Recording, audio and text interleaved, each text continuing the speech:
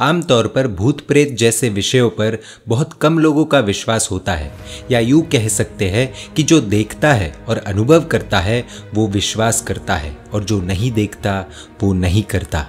जैन साधुओं का जब ऐसी शक्तियों से सामना होता है तो क्या होता है, आइए देखते हैं युग पुरुष कलिकाल कल्पतरु दादा गुरुदेव श्रीमद् राजेंद्र सुरीश्वर जी महाराजा के जीवन की एक झलक। यह प्रसंग एक प्रसिद्ध राजघराने का है। उस राज परिवार में वक्त के साथ साथ 5 संतानों का जन्म हुआ, लेकिन वे एक के बाद एक कुछ समय में चल बसे। बचपन में ही बालक काल का शिकार बन जाता। उस राज परिवार के राजा स्वयं इस घटना से बड़े दुखी थे। उन्होंने बड़े बड़े धर्मानुष्ठान कराए, कई तरह के तंत्र मंत्र टोने टोटके भी किए गए, लेकिन कोई परिणाम नहीं निकला। राजा की चिंता बढ़ती गई, कोई उपाय भी सूझ नहीं रहा था। इसी बीच श्रीमद् विजय राजेंद्र सुरीश्वर जी विहार करते हुए उस प्रदेश में आए और उस शहर के उपाश्रय में आकर विराजे। पास में ही उस राजा का महल था। गुरुदेव की गौरव गरिमा की चर्चा उन दिनों चारों ओर आंधी तूफान की तरह फैल रही थी। अपने नगर में गुरुदेव के आगमन की सूचना पाकर राजा स्वयं अपने मंत्री के साथ वहां आए, नमन वंदन किया। पूज्य श्री ने भी राजा को धर्म लाभ दिया। एकांत की विनती कर राजा ने गुरुदेव को अपनी दुखद कथा सुनाई और संतानों के बाल्यकाल में ही मर जाने की घटना का जिक्र किया। राजा ने कहा, गुरुदेव, मेरे यहाँ 5 संतानों ने जन्म लिया, लेकिन वे आने के साथ ही बाल्यावस्था में ही काल के शिकार बन गए। सभी तरह के प्रयत्न किए, लेकिन कोई लाभ नहीं। कृपया आप मुझे इस अनहोनी का कारण और निवारण का उपाय बताकर कृतार्थ करें। गुरुदेव ने गंभीरता के साथ राजा की बात सुनी। वे कुछ क्षण के लिए मौन हो गए और फिर बोले, राजन, इस विषय में ना पूछे तो अच्छा रहेगा। इस पर राजा की जिज्ञासा और बढ़ गई। वे अनुनय विनय पूर्वक घटना से जुड़े रहस्य को प्रकट करने के लिए प्रार्थना करने लगे। गुरुदेव ने फिर कहा, राजन, इस घटना से कुछ ऐसी बातें जुड़ी है जिनकी आप कल्पना भी नहीं कर सकते। लेकिन राजा तो अपनी समस्या का समाधान चाहते थे। उन्होंने अपनी बात पर जोर देते हुए कहा, गुरुदेव, मैं हर स्थिति का सामना करने के लिए तैयार हूँ। कोई अनहोनी भी होगी तो उसे देव इच्छा मानकर स्वीकार करूँगा।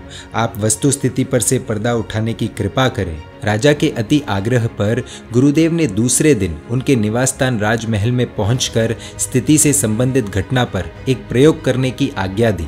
दूसरे दिन श्रीमद् विजय राजेंद्र सुरीश्वर जी महाराज विहार करते हुए उस राजा के महल पधारे। साथ में उनके अंतरंग शिष्य थे। उधर राजा को रात भर नींद नहीं आई थी। राजा ने तो दूसरे दिन की प्रतीक्षा में ही चिंतित होकर रात गुजार दी। गुरुदेव को आए जानकर अलग स्वतंत्र एकांत कक्ष में उनके बैठने की व्यवस्था की।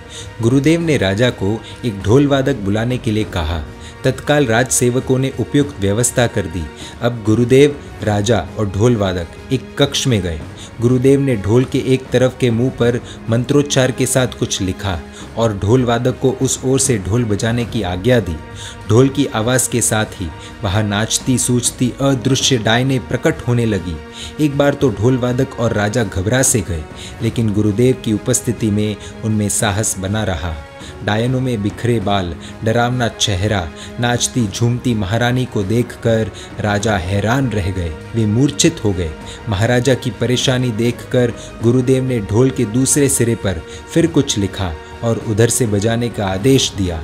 दूसरे सिरे से ढोल बजाने के साथ ही प्रकट हुई सब डायनें अदृश्य हो गई।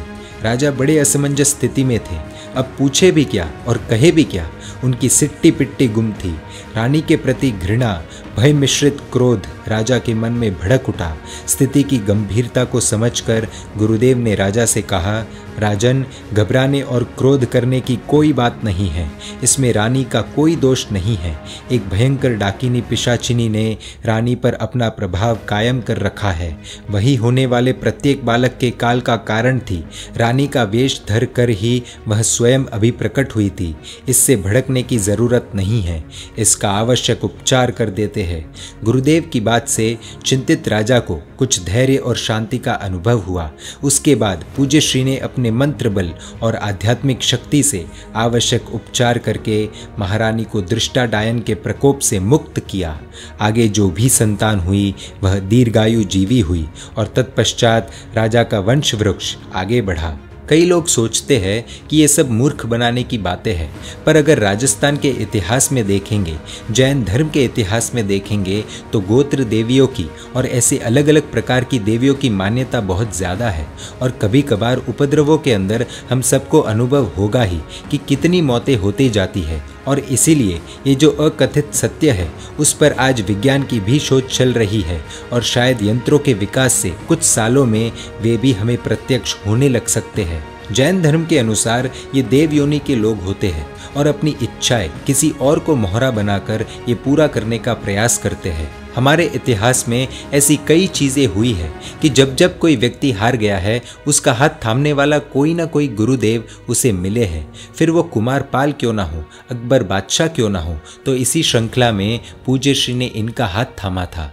परमात्मा के आज्ञा विरुद्ध कुछ भी कहा हो तो मिच्छामि दुक्कडम।